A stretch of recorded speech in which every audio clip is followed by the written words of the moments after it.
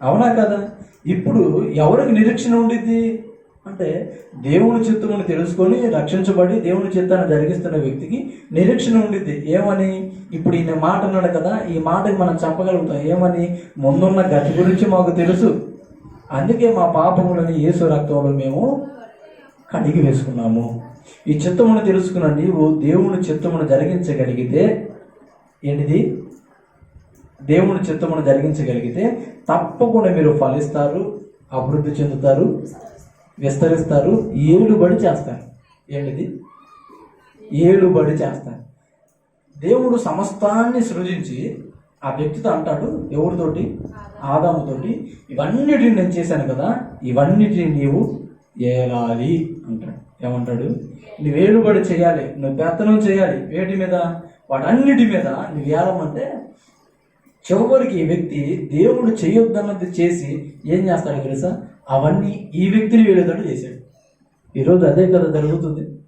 సమస్తము కూడా సూర్యుడు, చంద్రుడు, నక్షత్రాలు, భూమి, ఆకాశం, సముద్రములు, కొండలు, ఆఖరుకు జంతువులు అన్నీ కూడా ఎవరి కోసం సృజించబడినవి? మనమందరము నివాసము చేయడానికి సృజించబడింది. అవన్నీ మన కొరకే సృజించబడింది. కానీ ప్రజలు ఎలా ఉన్నారు? సృష్టికర్తను విడిచిపెట్టేశారు. ఏంటిది? దేవుణ్ణి విడిచిపెట్టాడు. విశ్వనాథుడైన దేవుని విడిచిపెట్టి ఈ సృష్టిని పూజించడం, సృష్టికి లోబడటం చేస్తున్నారు. ఏంటిది? సృష్టికర్త అయిన దేవుడు, విశ్వనాథుడైన దేవుని విడిచిపెట్టేసి సృష్టిని పూజిస్తూ సృష్టిలో ఉన్న వాటికి లోబడుతూ ఓ మనిషి ఏమయ్యాడు అంటే ఏలాల్సిన వ్యక్తి వాటికి బానిస అయిపోతున్నాడు. ఏంటికి? లోకంలో ఉన్న వాటికి. వాస్తవానికి వాటన్నిటిని ఏలే వ్యక్తిగా దేవుడు మనం చేస్తే మనం ఏం చేస్తున్నామో తెలుసా? దేవుని విడిచిపెట్టేసి దేవుని చిత్తాన్ని పక్కన పెట్టేసి, దేవుని విడిచిపెట్టినప్పుడు దేవుని చిత్తాన్ని పక్కన పెట్టినప్పుడు ఏమైందంటే మనం బానిసలం అవుతామని చెప్తున్నా. ఏంటిది? రక్షించబడిన నీవు నీకు నిరీక్షణ ఉందిగా. అవునా? నిరీక్షణ కలిగిన నీవు దేవుని చిత్తాన్ని తెలుసుకొని చిత్తాన్ని జరిగించినప్పుడు ఆయన నిన్ను స్వతంత్రుని చేస్తాడు. నా ఆత్మ ఎక్కడునో అక్కడ స్వతంత్రమును అన్నాడు. అవునా? నేను విడిపించింది ఎందుకయ్యా అంటే మళ్ళీ బంధకాల్లోకి వెళ్ళడానికి కాదులే, కానీ నిరీక్షణ కలిగి ప్రభు కొరకు బ్రతకడానికి, నువ్వు ఫలించడానికి, అభివృద్ధి చెందడానికి, విస్తరించడానికి, ఏలడానికి. కానీ ఎందుకని మరలా మనం దిగజారిపోతున్నాం అంటే ఒకే ఒక కారణం. ఏంటి? ఇదంతా చేసి ఆదాము నువ్వు ఏలుబడి చేయి, నువ్వు పెత్తనం చేయి అని అప్పగిస్తే ఈ ఆదాము ఏం చేశాడు? ఒకే ఒక తప్పు చేశాడు. దేవుడు చేయొద్దన్న పని చేశాడు. చేయటం వల్ల ఏమైంది? అక్కడ నుంచి త్రోసివేయబడ్డాడు. అవునా? శాపానికి గురయ్యాడు. అంటే ఈరోజు ప్రభు చిత్తం తెలుసుకున్న మనము దాన్ని జరిగించకపోతే మనం కూడా దిగజారిపోవాల్సిన పరిస్థితులు వస్తాయి. అయినప్పటికీ కూడా ప్రభువు మీద నిరీక్షణ కలిగిన వారైతే నువ్వు కోల్పోయినవన్నీ దేవుడు మరలా నీకు తిరిగి దయచేయగలుగుతాడు. చేసిన తప్పును సరి చేసుకున్న బుద్ధి మనకు లేదు ఈరోజు. నిజం, మనం చేసిన పాపం దేవుని దగ్గరికి వచ్చి యథార్థంగా ఒప్పుకునే బుద్ధి నీకుంటే చాలు. దిద్దుబాటే సిద్ధపాటు. ఎక్కడికి? పరలోకానికైనా, నువ్వు దీవించబడటానికైనా. ఏంటిది? దిద్దుబాటే. దిద్దుకునే బుద్ధి మనకుంటే చాలు, దేవుడు మనం ఉన్నత స్థితిలో ఉంచుతాడు. ఆమేన్. అయితే మీరు ఎలా ఉండాలి అంటే నిరీక్షణ లేని ఇతరుల వల్ల దుఃఖపడేవారుగా ఉండకూడదు. నీవు కోల్పోయినవన్నీ కూడా తిరిగి మరలా నీకైనా దయచేస్తాడు, తప్పగా దయచేస్తాడు. అందుకే ఓ భక్తుడు అన్నాడు, కోల్పోయినవన్నీ నాకు ఇచ్చుటకును, బాధల నుండి బ్రతికించుటకును నీవే. కాదు సరే, నేను పాడతాను. నీవే రాకపోతే నేనేమైపోదును, నీవే రాకపోతే నేనేమైపోదును. నేనుండాలేనయ్యా, నే బ్రతుకాలేనయ్యా, నేనుండాలేనయ్యా, నే బ్రతుకాలేనయ్యా.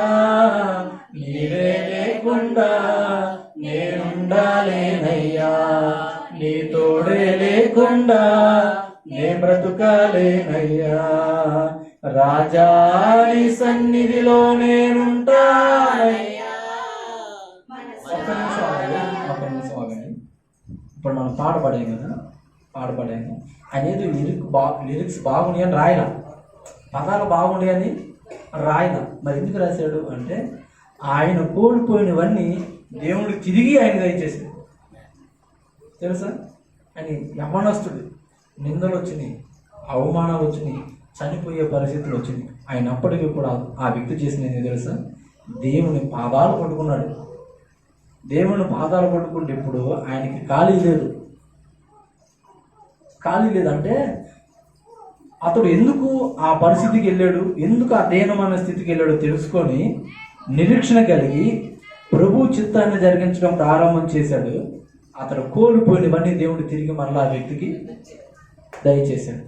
ఈరోజు మనతో మాట్లాడుతున్న మాట ఏంటంటే, నీవు కోల్పోయినవన్నీ తిరిగి దేవుడు మరలా నీకు దయచేయడానికి సమర్థుడు, శక్తిమంతుడై ఉన్నాడు. అయితే నువ్వు చేయాల్సిన పని ఏంటో తెలుసా?